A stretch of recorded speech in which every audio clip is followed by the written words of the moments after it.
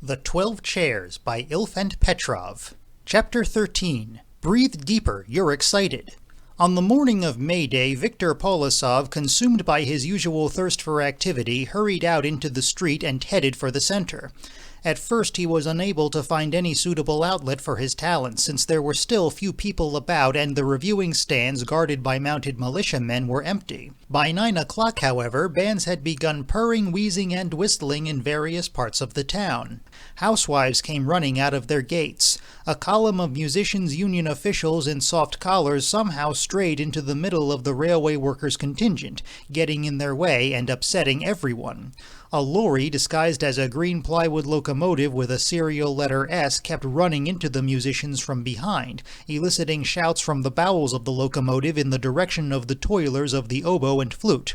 "Where's your supervisor? You're not supposed to be on Red Army Street. Can't you see you're causing a traffic jam?" At this point, to the misfortune of the musicians, Viktor Polosov intervened. "That's right, you're supposed to turn into the blind alley here. They can't even organize a parade. Scandalous." The children were riding in lorries belonging to the Stargorod Communal Services and the Grain Mill and Lift Construction Administration. The youngest ones stood at the sides of the lorry and the bigger ones in the middle. The junior army waved paper flags and thoroughly enjoyed themselves. It was crowded, noisy, and hot. Every minute there were bottlenecks, and every other minute they were cleared. To pass the time during the bottlenecks, the crowd tossed old men and activists in the air. The old men wailed in squeaky voices, while the activists sailed up and down with serious faces in silence. One merry column of people mistook Polosov for a supervisor as he was trying to squeeze through them and began tossing him.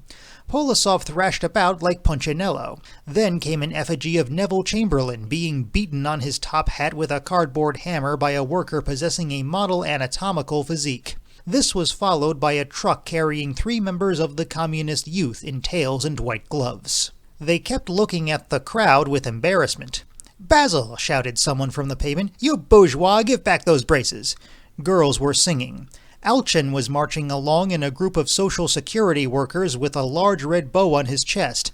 As he went, he crooned in a nasal voice, "From the forests of Siberia to the British Sea, there's no one superior to the Red Army."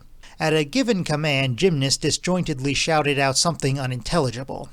Everything walked, rode, and marched to the new tram depot, from where at exactly 1 o'clock the first electric tram in Stargorod was due to move off. No one knew exactly when the construction of the tram line had been begun. Sometime back in 1920, when voluntary Saturday work was introduced, railway workers and rope makers had marched to Gusisha to the accompaniment of music and spent the whole day digging holes. They dug a great number of large, deep holes. A comrade in an engineer's cap had run about among the diggers, followed by a foreman carrying colored poles. Work had continued at the same spot the next Saturday. 2 holes dug in the wrong place had to be filled in again. The comrade descended on the foreman and demanded an explanation. Then fresh holes had been dug that were even bigger and deeper. Next, the bricks were delivered and the real builders arrived. They set about laying the foundations, but then everything quieted down. The comrade in the engineer's cap still appeared now and then at the deserted building site, and wandered round and round the brick-lined pit muttering cost accounting. He tapped the foundations with a stick and then hurried home, covering his frozen ears with his hands. The engineer's name was Trukov. The idea of the tram depot, the construction of which ceased abruptly at the foundation stage, was conceived by Trukov in 1912, but the Tsarist town council had rejected the project. 2 years later, Trukov stormed the town council again, but the war prevented any headway. Then the revolution interfered, and now the new economic plan, cost accounting, and capital recovery were the obstacles. The foundations were overgrown with flowers in the summer, and in the winter children turned them into a snowslide. Trukov dreamed of great things. He was sick and tired of working in the town improvement department of the Stargorod Communal Services, tired of mending the curbs, and tired of estimating the cost of hoardings. But the great things did not pan out. The tramline project, resubmitted for consideration, became bogged down at the higher instances of the provincial administration. It was approved by one and rejected by another, passed on to the capital regardless of approval or rejection, became covered in dust, and no money was forthcoming. "It's barbarous!" Trukov shouted at his wife. "No money indeed!" But they have enough money to pay for cab drivers and for carting merchandise to the station. The Stargarod cab drivers would rob their own grandmothers. It's a pillager's monopoly, of course. Just try carrying your own stuff to the station. A tram line would pay for itself in 6 years. His withered mustache drooped angrily, and his snub-nosed face worked convulsively. He took some blueprints out of the desk and showed them to his wife for the 1,000th time. They were plans for a terminus, depot, and 12 tramcar routes. To hell with 12 routes, they can wait. But three! Stargarod will choke without them. Trukov snorted and went into the kitchen to chop wood. He did all the household chores himself. He designed and built a cradle for the baby and also constructed a washing machine. For a while he washed the clothes in it himself, explaining to his wife how to work the machine. At least a fifth of Trukov's salary went on subscriptions to foreign technical literature. To make ends meet, he gave up smoking. He took his project to Gavrilin, the new chief of the Stargarod Communal Services who had been transferred from Samarkand. The new chief, deeply tanned by the Tunisian sun, listened to Trukov for some time, though without particular attention, and finally said, "In Samarkand, you know, we don't need trams. Everyone rides donkeys. A donkey costs 3 rubles, dirt cheap, and it can carry about 300 pounds. Just a little donkey. It's amazing." "But that's Asia," said Trukov angrily. "A donkey costs 3 rubles, but you need 30 rubles a year to feed it. And how many times do you think you can travel on your trams for 30 rubles? 300, and that's not even every day for a year." "Then you'd better send for some of your donkeys," shouted Trukov, and rushed out of the office, slamming the door. Whenever he met Trukov from that time on, the new chief would ask derisively, "Well then, shall we send for donkeys or build a tramway?" Gavrilin's face was like a smoothly peeled turnip. His eyes were filled with cunning. About 2 months later he sent for the engineer and said to him earnestly, "I have a little plan. One thing is clear, though, there's no money, and a tram line is not like a donkey. It can't be bought for 3 rubles. We'll have to get some funds. What practical solution is there? A shareholding company? What else? A loan repayable with interest? How long will it take for a tram line to pay for itself?" 6 years from the opening of the first 3 routes. Well, let's say 10 years then. Now the shareholding company, who will buy the shares? The food cooperatives and the Central Union of Dairy Cooperatives. Do the rope makers need trams? Yes, they do. We will be dispatching freight cars to the railway station. So that's the rope makers. The Ministry of Transport may contribute something, and also the Province Executive Committee. That's definite. And once we get things going, the State Bank and the Commercial Bank will give us loans. So that's my little plan. It's going to be discussed at the Executive Committee meeting on Friday, and if they agree, the rest is up to you. Trukov stayed up till the early hours, excitedly washing clothes and explaining to his wife the advantages of tram over horse-drawn transportation. The decision taken on the Friday was favorable, but that was when the trouble started. It proved very difficult to form a shareholding company. The Ministry of Transport kept changing its mind about becoming a shareholder. The food cooperatives tried their best to avoid taking 15% of the shares and only wanted to take 10%. The shares were finally distributed, though not without a few skirmishes. Gavrilin was sent for by the Province Control Commission and reprimanded for using his position to exert pressure. But everything came out all right, and then it was only a question of beginning. "Well, Comrade Trukov," said Gavrilin, "get cracking. Do you think you'll manage? Well and good. It's not like buying a donkey." Trukov immersed himself in his work. The great things which he had dreamed of for years had finally arrived. Estimates were made, a construction program drawn up, and the materials ordered. But difficulties arose where they were least expected. It was found that there were no cement experts in Stargarod, so they had to be brought in from Leningrad. Gavrilin tried to force the pace, but the plants could not deliver the machinery for 18 months, even though it was actually needed within a year at the latest. A threat to order the machinery from abroad, however, brought about the required effect. Then there were minor difficulties. First, it was impossible to find shaped iron of the right size. Then unseasoned sleepers were received instead of seasoned ones. The right ones were finally delivered, but Trukov, who had gone personally to the seasoning plant, rejected 60% of the sleepers. There were defects in the cast iron parts, and the timber was damp. Gavrilin made frequent visits to the building sites in his ancient wheezing Fiat and had rows with Trukov. While the terminus and depot were being erected, the citizens of Stargarod merely made jokes. In the Stargarrod Truth, the tram story was reported by the Prince of Denmark, writer of humorous pieces known to the whole town under the pen name of Flywheel. Not less than 3 times a week in a long account, Flywheel expressed his irritation at the slowness of the construction. The newspaper's third column, which used to bound with such skeptical headlines as "No sign of a club," "Around the weak points," "Inspections are needed, but what is the point of shine and long tails," "Good and bad," "What we like and what we don't," "Deal with the saboteurs of education," and "It's time to put an end to red tape," began to present readers with such sunny and encouraging headlines at the top of Flywheel's reports as "How we are living and how we are building," "Giant will soon start work," "Modest builder," and so on in that vein.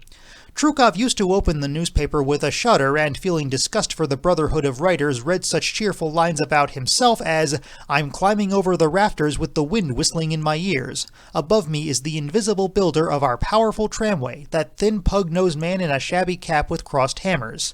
It brings to mind Pushkin's poem. There he stood, full of great thoughts, on the bank. I approach him, not a breath of air, the rafters do not stir. I ask him, how is the work progressing? Engineer Trukov's ugly face brightens up. He shakes my hand and says, 70% of the target has been reached." The article ended like this. He shakes my hand in farewell. The rafters creak behind me. Builders scurry to and fro. Who could forget the feverish activity of the building site or the homely face of our builder? Flywheel. The only thing that saved Trukov was that he had no time to read the papers and usually managed to miss Comrade Flywheel's jottings. On one occasion, Trukov could not restrain himself, and he wrote a carefully worded and malicious reply. "Of course," he wrote, "you can call a bolt a transmission, but people who do so know nothing about building. And I would like to point out to Comrade Flywheel that the only time rafters creak is when the building is about to fall down. To speak of rafters in this way is much the same as claiming that a cello can give birth to children. Yours, etc." After that, the indefatigable Prince stopped visiting the building site, but his reports continued to grace the third column, standing out sharply against a background of such prosaic headlines as 15,000 rubles growing rusty, Housing hitches, Materials are weeping, and Curiosities and tears. The construction was nearing its end. Rails were welded by the thermite method, and they stretched without gaps from the station to the slaughterhouse and from the market to the cemetery. In the beginning, it was intended to time the opening of the tramway for the 9th anniversary of the October Revolution, but the car-building plant was unable to supply the cars by the promised date, and made some excuse about fittings. The opening had to be postponed until May Day. By this date, everything was definitely ready. Wandering about, the concessionaires reached Gusishe at the same time as the processions. The whole of Stargarrod was there. The new depot was decorated with garlands of evergreen, the flags flapped, and the wind rippled the banners. A mounted militiaman galloped after an ice cream seller who had somehow got into the circular space cordoned off by railway workers. A rickety platform, as yet empty, with a public address system, towered between the 2 gates of the depot. Delegates began mounting the platform. A combined band of communal service workers and rope makers was trying out its lungs. The drum lay on the ground. A Moscow correspondent in a shaggy cap wandered around inside the depot, which contained 10 light green trams numbered 701 to 710. He was looking for the chief engineer in order to ask him a few questions on the subject of tram lines. Although the correspondent had already prepared in his mind the report on the opening with a summary of the speeches, he conscientiously continued his search, his only complaint being the absence of a bar. The crowd sang, yelled, and chewed sunflower seeds while waiting for the railway to be opened. The Presidium of the Province Executive Committee mounted the platform. The Prince of Denmark stammered out a few phrases to his fellow writer. Newsreel cameramen from Moscow were expected any moment. "Comrades," said Gavrilin, "I declare the official meeting to celebrate the opening of the Stargarrod tramway open." The brass trumpet sprang into action, sighed, and played the International right through 3 times. "Comrade Gavrilin will now give a report," cried Comrade Gavrilin. The Prince of Denmark, Flywheel, and the visitor from Moscow both wrote in their notebooks without collusion. The ceremony opened with a report by Comrade Gavrilin, chairman of the Stargarrod Communal Services. The crowd listened attentively. The two correspondents were people of completely different types. The Muscovite was young and single, while Flywheel was burdened with a large family and had passed his 40s some time ago. One had lived in Moscow all his life, while the other had never been there. The Muscovite liked beer, while Flywheel never let anything but vodka pass his lips. Despite this difference in character, age, habits, and upbringing, however, the impressions of both the journalists were cast in the same hackneyed, second-hand, dust-covered phrases. Their pencils began scratching, and another observation was recorded in the notebooks. On this day of festivity, it is as though the streets of Stargorod have grown wider. Gavrilin began his speech in a good and simple fashion. Building a tramway is not like buying a donkey. A loud guffaw was suddenly heard from Ostap Bender in the crowd. He had appreciated the remark. Heartened by the response, Gavrilin, without knowing why himself, suddenly switched to the international situation. Several times he attempted to bring his speech back onto the rails, but to his horror found he was unable to. The international words just flowed out by themselves against the speaker's will. After Chamberlain, to whom Gavrilin devoted half an hour, the international arena was taken by the American Senator Barra. The crowd began to wilt. Both correspondents wrote, "The speaker described the international situation in vivid language." Gavrilin, now worked up, made some nasty comments about the Romanian nobility and then turned to Mussolini. It was only towards the end of his speech that he was able to suppress his second international nature and say in a good business-like way, "And so, comrades, I think the tram is about to leave the depot, is leaving on whose account? Yours, of course, comrades, and that of all workers who have really worked, not from fear, comrades, but from conscience. It is also due, comrades, to that honest Soviet specialist Chief Engineer Trukov. We must thank him as well." A search for Trukov was made, but he was not to be found. The representative of the dairy cooperatives, who had been itching to have his say, squeezed through to the front of the platform, waved his hand, and began speaking loudly of the international situation. At the end of the speech, both correspondents promptly jotted down, and they listened to the feeble applause. Loud applause turning into an ovation. They both wondered whether turning into an ovation wasn't too strong. The Muscovite made up his mind to cross it out. Flywheel sighed and left it. The sun rapidly rolled down an inclined plane. Slogans resounded from the platform, and the band played a flourish. The sky became a vivid dark blue, and the meeting went on and on. Both the speakers and the listeners had felt for some time that something was wrong, that the meeting had gone on much too long, and that the tramway should be started up as soon as possible. But they had all become so used to talking that they could not stop. Trukov was finally found. He was covered with dirt and took a long time to wash his face and hands before going onto the platform. "Comrade Trukov, chief engineer, will now say a few words," announced Gavrilin jubilantly. "Well, say something. I said all the wrong things," he added in a whisper. Trukov wanted to say a number of things, about voluntary Saturdays, the difficulties of his work, and about everything that had been done and remained to do. And there was a lot to be done. The town ought to do away with that horrible market. There were covered glass buildings to be constructed. A permanent bridge could be built instead of the present temporary one which was swept away each year by the ice drifts. And finally, there was the plan for a very large meat refrigeration plant. Trukov opened his mouth and, stuttering, began, "Comrades, the international position of our country," and then he went on to burble such boring truisms that the crowd, now listening to its sixth international speech, lost interest.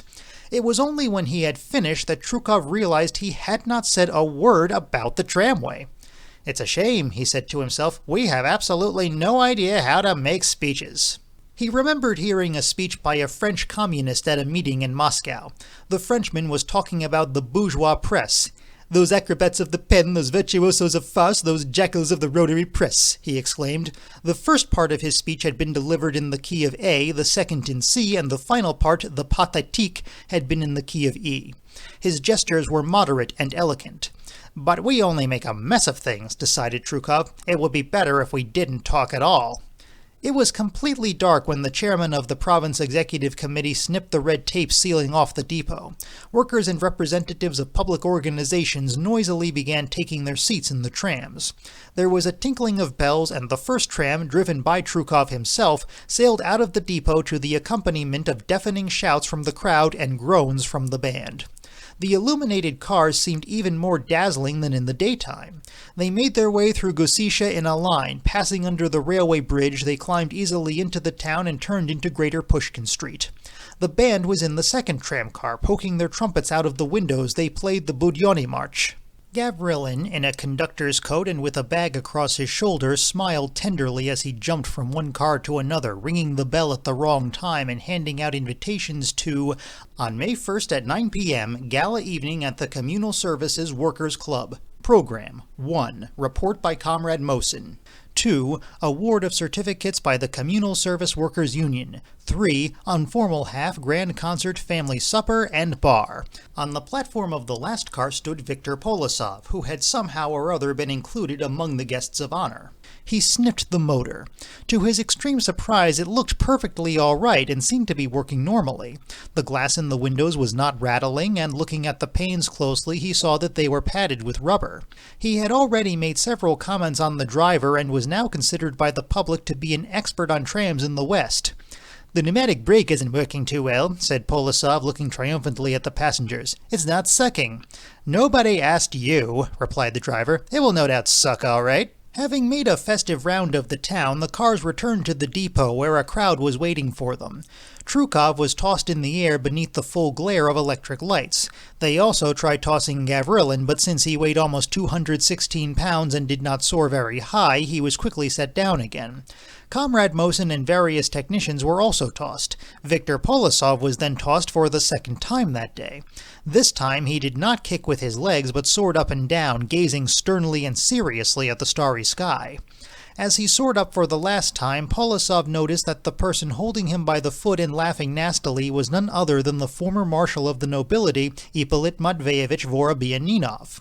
Polosov politely freed himself and went a short distance away, still keeping the marshal in sight. Observing that Ippolit Matveyevich and the young stranger with him, clearly an ex-officer, were leaving, he cautiously started to follow them. As soon as everything was over and Comrade Gavrilin was sitting in his lilac Fiat waiting for Trukov to issue final instructions so that they could then drive together to the club, a Ford station wagon containing newsreel cameramen drove up to the depot gates.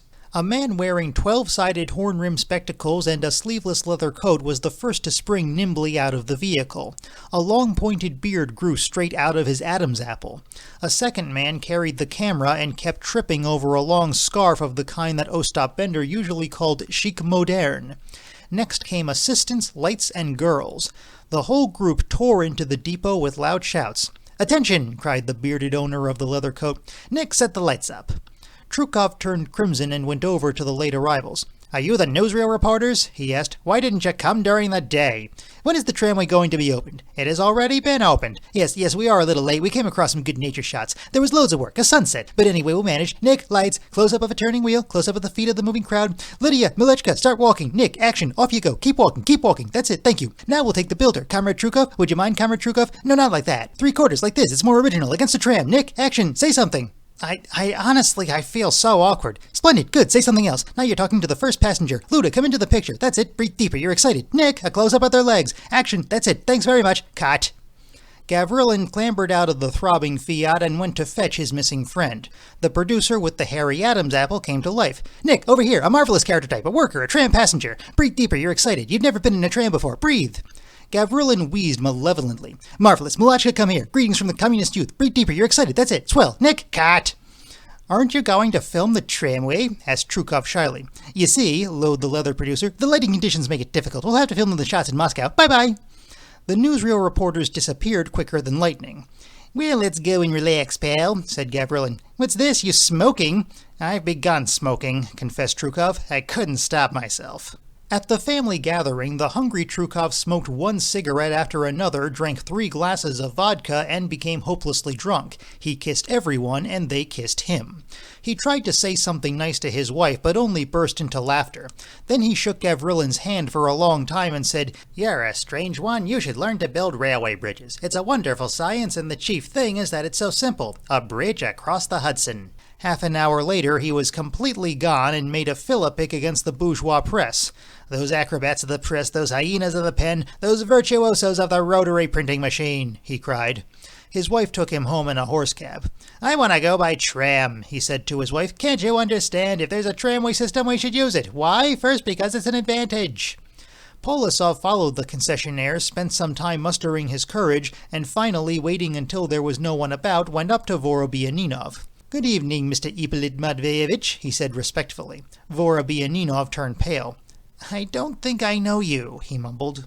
Ostap stuck out his right shoulder and went up to the mechanic intellectual. "Come on now, what is it that you want to tell my friend?"